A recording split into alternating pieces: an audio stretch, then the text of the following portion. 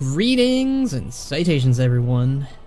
Today, I want to talk once again on some of the threats that we've yet to fully deal with. Some old and some new phases. Yes, we're currently dealing with Xal'atath and her void schemes, but there are some others that we can talk on too. Over the course of our many wars and conflicts on Azeroth, we've dealt with quite the number of beings, from the endless damnable undead scourge, swarming armies of demons, the insanity of the Twilight cultists, and whatever the heck this guy is. And in despite of all of our deeds to rid the world's menaces, they're either still out there or have been replaced by something far worse. And while I can't generally list out every single threat there is out there, I'll do my best to express the ones that are at least on my radar. The prime designate and leader of the Titan Keepers, Odyn, was named the leader by AmberRamm. His reach would extend beyond just Azeroth's surface, and he would make bargains and deals with the Loa of Death, Mueh'zala, to peer into the Shadowlands.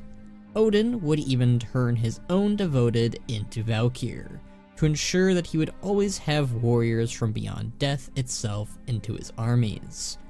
He was one of the only Titan Keepers to oppose the creation of the Dragon Aspects, and in response would leave Ulduar to his own realm. This backfired, as one of the first Valkyr he did this to by force, Helya, would betray him alongside Loken, entrapping Odyn within his very halls of valor. Many years later, Odyn would escape his bindings through the aid of mortals from both the Alliance and the Horde. This alliance, though, would not truly last, as Odyn's iron fist over his own form of dragons would be broken by the incarnate of Ragnaros, who directly opposed the Titan Keeper alongside Rathian. This was far from Odyn's worst deeds, but this will most certainly create friction and conflict between Odyn and the rest of Azeroth. And with the secrets of the Titans becoming more and more undone, and the people of Azeroth turning on their once benevolent gods, it is likely that we will face Odyn when our own opposition with the Titan reaches its apex.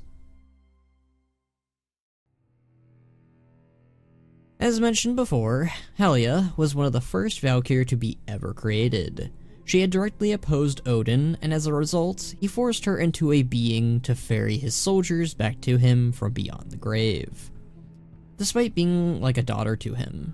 And when Helya had a chance to get back at her tormentor, she imprisoned him within his very own halls. Helya soon made her own reflection of his realm with her own devoted followers that she would steal from Odyn, the Kavaldir, though clearly became twisted too as a result. Though she was killed within her own realm of Helheim, it mattered little, as death would not take her. Forming her own alliance with Sylvanas, Mueh'zala, and the Jailer, Helya would aid the Mossworn with their own conflicts, but was once again defeated and banished back to Helheim. She and her minions remain ever so active, though, and seek out powerful relics of any kind, like Circe's ring, to embolden her powers further. With conflicts heating up between those Titan-made, it is hard to say whether Helya will remain an enemy to all, an ally for the Titans, or an ally of convenience with us to rid Odyn from Azeroth once and for all. The demons that marched across the stars in service to Sargeras and his Dark Crusade, the demons are well known for their role in several key events in Azeroth, Draenor, Argus, and many other worlds. They were a blight and one of the darkest adversaries for any planets to bear witness to, but now are a shell of their former glory, as its leaders were killed or imprisoned. While the demons remain leaderless, it's not as if they've stopped or halted in their schemes. Many dreadlords and other demons remain active in spite of their lords being absent. And with any demon, death doesn't really stick, unless they were killed within the Twisting Nether. This means such demons like Magtheridon or Manaroth, who were killed on both Outland and Azeroth, have a chance to return. And many others too. Draxus, for instance, the Eridar Lord of the Burning Legion, could easily rise in the ranks and create his own legion. A rusted legion, as it were. There is also the matter of Tyrus Blackthorn, who escaped his confinement in Hyjal, who could also turn up. Archimonde's very own fate may be left in the air too, as Archimonde that we fought on alternate Draenor may very well have been an alternate Archimonde after all, which means one of Sargeras' very own hands could turn up again as the new Lord of the Burning Legion now. Suffice to say, the Burning Legion may have taken quite the loss and beating, but many of its demons are very much out there and very much active. And speaking of demons, the ever-influential and cunning Dreadlords are a menace of their own. Originally created by Denathrius to sow chaos throughout the cosmos by any means necessary, much of the current conflict between all sides could easily be pinned down to both him and his Nathrezim. Denathrius, being an eternal one in charge of the realm of death, Revendreth, which is a place for the sin and a place for a second chance, he's now lost such a role, in his role, of siding with Zovul to try and make death the primary force on top. His essence was placed inside of Remornia, his trusted blade, but was then held captive by Anaru for a time. Such a thing would not last though, as his truly devoted Dreadlords would come in to aid in his escape. Now freed, it would make sense that Denathrius would search for a new place to dominate in, with Revendreth no longer his. It's reason to believe that he would set his sights on the leaderless Burning Legion, which his Dreadlords already have their hands all over. Denathrius may very well also set his sights on Azeroth, knowing how important it is considering it played a role in Zovul's own schemes. Time will certainly tell, but I doubt this is the last we've seen of the true Lord of Dread. The broken, and yet somehow still standing Scarlet Crusade was one of the orders formed when Lordaeron was lost to the Scourge. Though its resolve to keep such lands to the living started with a noble purpose, it was corrupted and bent by the Dreadlords. Now a dark order that is a blemish to all that wield the light. Despite its constant habit of losing and being controlled by the efforts of demons, it's still an order with leaders and untold hatred for the dead and the rest of the world of the living. While recently they were driven out of both Silverpine Forest and Gilneas, it still has leaders and still has members.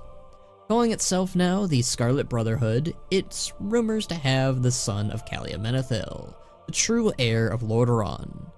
While they are rumors, and false rumors considering Calia has a daughter and not a son, it shows how far the Scarlet Order are willing to go to remain not only relevant, but as a threat to any who'd oppose them. It's no longer a matter if we'll see them again, but a matter of when. The loose groups of bandits, rogues, pirates, and all other sorts was formed by Edwin Van Cleef, whom was scorned by Stormwind after all of his hard work of rebuilding it, and was never repaid. While there was some draconic foul play and all other sorts of dark dealings from the House of Nobles, it costed so much from all sides. Van Cleef was killed and left his daughter Vanessa orphaned, and with vengeance on her mind. Vanessa would take charge of the Defias Brotherhood and once again try to get back at Stormwind, failing but surviving in the process. Over time, she would learn to let go of her old hatreds as Stormwind had changed, and she had changed with it. But not all felt as she did within the Defias Brotherhood, and wanted to instead return to a life of crime and vengeance. Now led by the brute Duncan Ratspun, it is likely that the operations with the Defias will return. The chief leader of the malicious Grimtotem tribe, Magatha Grimtotem, was the wicked crone behind the death of Karen Bloodhoof and the acquisition or creation of the Doomstone. While the Doomstone remains at the heart of the Maelstrom, away from her eyes and clutches, it's hard to say if she's fully let go of the relic for her own schemes and plans. And more recently, her own apprentice, Scarlet Crusade, aided in the freedom of the incarnate Ragnaros, and was the primary leader of the Primalists. Though he did meet his end just before the other incarnates were freed, it is unknown if Magatha herself had anything to do with the Primalists or Kurog's task. But being connected to Magatha and having some elemental connection, it does stir my senses, and makes me believe Magatha is, as always, on the move. And it's very possible that she may join up with the remaining Primalists and their own crusade against the Titans, perhaps even becoming their new leader after Kurog's demise. Or she has other means or other methods underway. But I do believe Magatha will be a threat one day. Ragnaros was once the Fire Lord of the elemental plane of fire, who had caused a great deal of conflict in his wake. While he did meet his ultimate end within the realm that he held dominion over, a cult with his namesake, the Cult of Ragnaros, would attempt to bring back such a being. Led by High Justice Grimstone, a Dark Iron who's escaped death twice in service to his lord. While it's unknown if they can even achieve such a thing, it's not out of the realm of possibility. And the key of this may very well lie with the defeat of Smolderon, or simply the power vacuum that is current within the realm of fire, having no elemental lord currently. The Druids of the Flame were founded by Fandral Staghelm under both the Twilight's Hammer and their devotion to Ragnaros. Taking on the forms of elemental beasts of fire, they were a force to be reckoned with. Twice they had attempted to burn down a world tree, and twice they would fail, allying with the incarnate of Fyrakk to enter the dream and assault the new home and world tree of Yggdrasil. While some Druids of the Flame would regret their decision to aid in such an attack, leaving the Order, some others would escape death and remain steadfast in their anger of what was lost. Norana Morninglight is one such individual who escaped and likely now leads the remnants of the Druids of the Flame. Perhaps she will join forces with the other surviving Primalists and incarnate of Iridikron, or her path will take her elsewhere. The primal incarnate of fire, Fyrakk was one of the 4 incarnates imprisoned by the dragon aspects in the Scaleborn War, often opposing Iridikron for the role of leader, but was defeated time and time again by his brother. Imprisoned for the defiance against the Titans, Fyrakk, like his 2 other siblings, were freed after Ragnaros' demise to the mortals. He was charged by Iridikron to drink in the Shadow Flame, and then was to ensure the dragon aspects didn't get Yggdrasil with his sister Vyranoth. Though he had far bigger plans than that, and wanted to claim the tree for himself and remake the world in his own fiery image, denouncing both Vyranoth and Iridikron as his allies.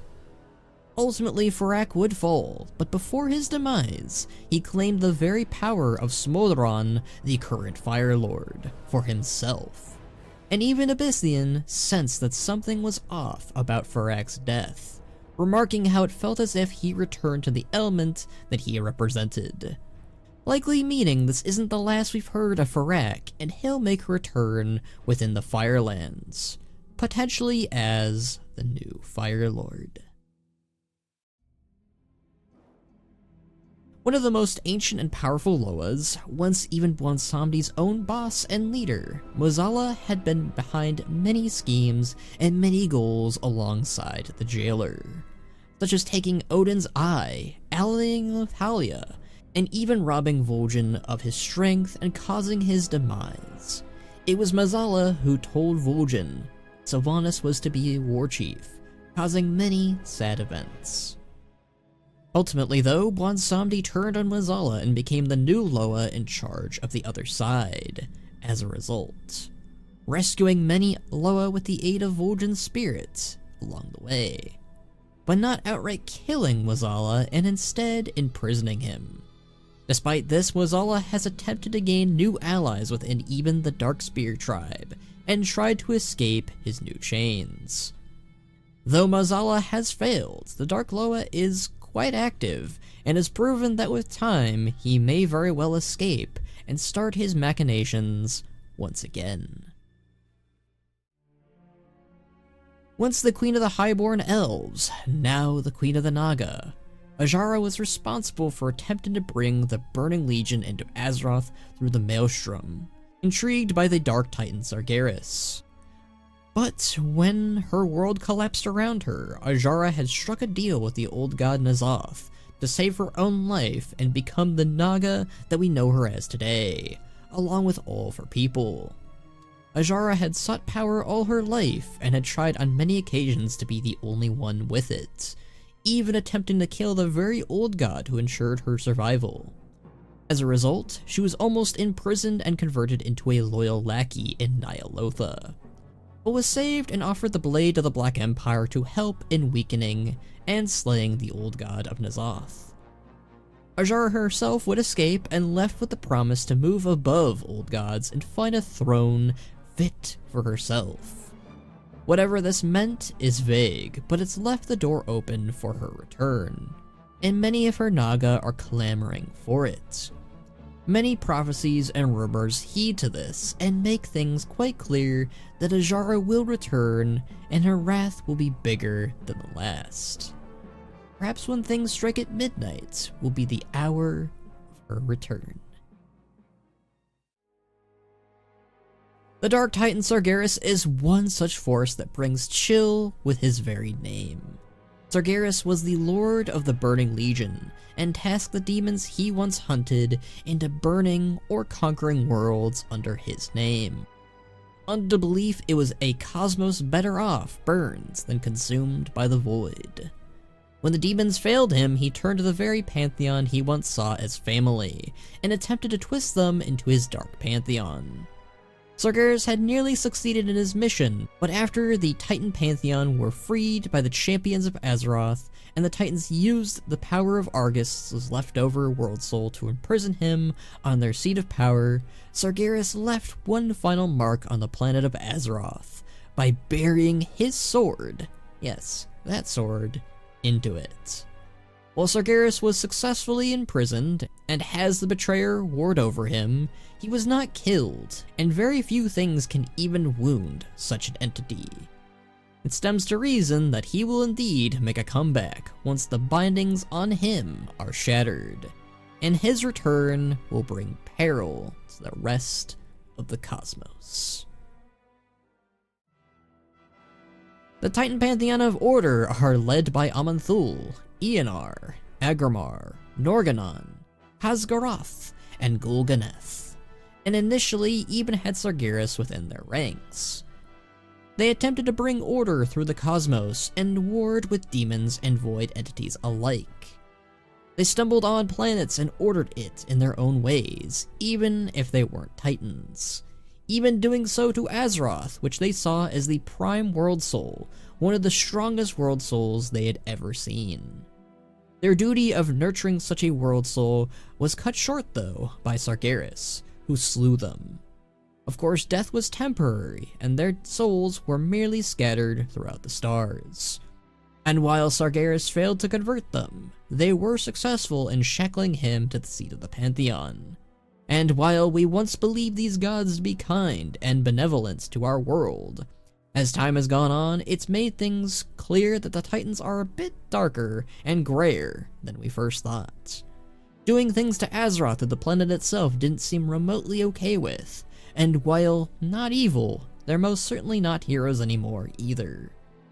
With even the dragon aspects turning their backs on their once masters, and the once mysterious Titans having their plans unfold, it's likely the alliance that we once held with them will break, especially if Azeroth herself becomes wounded or corrupted in the process. And the war between Azeroth and its people and the Titans will commence. Lastly, the big man himself, Iridikron the Stone-Scaled. Iridikron was one of the primal incarnates who escaped thanks to Ragnaros, and its sole member and once leader now. He had once been considered a friend and even a brother to some of the dragon aspects, but turned dark the moment the Titans involved themselves into their lives. Iridikron vowed to war with the Titans for what they were doing to their kind and their world by any means necessary, even warring with the Dragonflights and the Dragon aspects. Ultimately though, he was imprisoned for many years alongside his fellow incarnates, after fighting his rival, Neltharion. And while he would get his plans rolling, his siblings would die, or would forsake his crusade against the Titans. In spite of this, he did not become outraged, only saddened by these losses. Fulfilling his promise to Xal'atath and gifting her the Dark Heart, a powerful relic, once held and crafted by Neltharion. Iridikron would leave the Harbinger to her own tasks, vowing to return when the Titans did, knowing full well that the Void will do its job in causing alarm within the Pantheon that he intends to end upon their return. Iridikron has started the spark to this conflict, and while he's made it clear to not underestimate us, it's likely he knows we'll be a thorn in his side, if not taken care of properly. Or perhaps he's aware of our skill and intends to use us in the same way he's using Xal'atath currently. Time will tell how Iridikron is willing to go for the sake of his own revenge, but it's heavily likely he'll be a threat for us to contend with when he does make his move once again. And those are the current remaining threats that I wanted to gush on. Who is your favorite threat here? Mine personally? Iridikron. Hell yeah. But what other kinds of threats would you like to see show up again? I'd like to hear your own thoughts down below.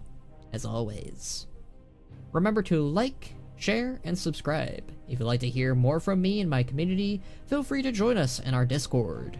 Or if you like me enough, please support me on my Patreon like these amazing folks here. You can also hit that join button too. All helps in keeping this channel alive and well. But until next time, my friends, see ya!